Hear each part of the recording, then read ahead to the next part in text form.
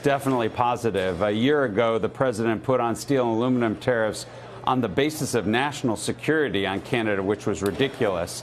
And this is a retreat for the president. You know, at the end of the day, he got nothing for it, and it caused a lot of pain on farmers and small business people and consumers in the United States. So, but this is good news to pull this back at this point. Overall, though, Ambassador, do you feel like we've gone backwards?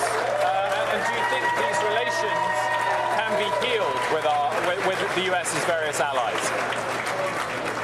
I'm sorry, a lot of noise in the background there. If you just repeat that. I tried to say it loudly, Ambassador. I was asking whether or not you feel like some of the negatives from having the tariffs on in the first place can now be healed, or whether damage has been done to the relationship long term. So there's definitely damage being done in a lot of other areas with this relationship, but this is an important impediment that we can get and put behind us.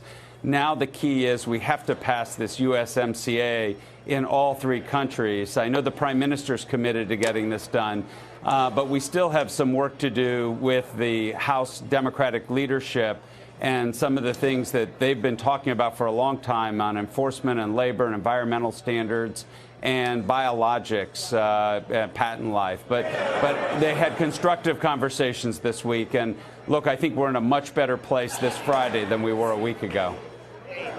Yeah, Ambassador Heyman, we've been very focused here on the U.S.-China trade situation and the fact that those tensions have continued to ratchet up. But to have a deal like this move forward in terms of removal of tariffs on Canada, on Mexico, perhaps, hopefully,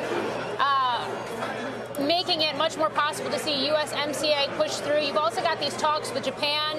We've got the pause button now hit in terms of tariffs on auto imports from Europe. How important are all of these simultaneous talks for the U.S. to help ensure, or I guess help offset any pain we could see from long-term tensions with China?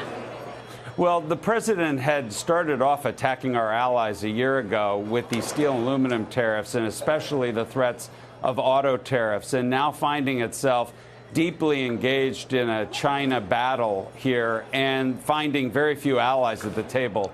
So I think putting a pause on the auto tariffs, pulling away from the steel and aluminum tariffs on Canada and Mexico, open up the possibility of having more allies at the table and helping us deal with the China issue and not be alone, which we have been for a while. So I think this is a good move.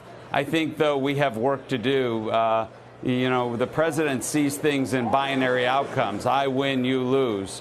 This was a real losing year in these steel and aluminum tariffs for the United States of America.